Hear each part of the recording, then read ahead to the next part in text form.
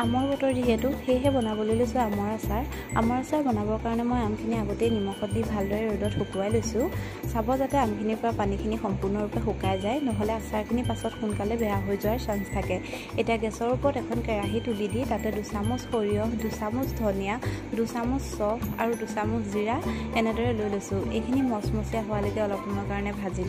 ভাজি লোৱা মছলাখিনি মই এটা মিক্সাৰ জাৰত আধা গুড়াকৈ পিচি লৈছোঁ মছলাখিনি একেবাৰে গুড়ি কৰি পেলোৱা নাই আচাৰত যেহেতু মছলাবোৰ অকণমান গোটা হৈ থাকিলেই ভাল লাগে সেইবাবে আধা গুড়াকৈ পিচি লৈছোঁ এটা পিচি লোৱা মছলাখিনি মই আমৰ ওপৰত এনেদৰে দি দিছোঁ লগতে ইয়াত 1 চামুচ ৰেড চিলি পাউডাৰ আৰু 1 চামুচ হালধিৰ গুড়ি দি দিছোঁ নিমখ যেহেতু মই আগতেই দি থৈছোঁ সেইকাৰণে এতিয়া মই ইয়াত নিমখ দিয়া নাই এতিয়া মই গেছত এখন কেৰাহী তুলি দি তাতে অকণমান মিঠাতেল গৰম কৰি ল'ম গৰম হোৱাৰ পিছত মিঠাতেলখিনি মই এনেদৰে আমৰ ওপৰত দি দিছোঁ এতিয়া তেল আৰু মছলাখিনি আমৰ লগত ভালকৈ মিলি যোৱালৈকে আচাৰখিনি এনেদৰে মই লৰাই থাকিম আপোনালোকে ইচ্ছা কৰিলে ইয়াত আৰু তেল ব্যৱহাৰ কৰিব পাৰে মই যেহেতু বেছি তেল হ'লে বেয়া পাওঁ সেয়েহে অকণমান তেল দিয়ে গোটেইখিনি এনেদৰে লেটিয়াই ল'লোঁ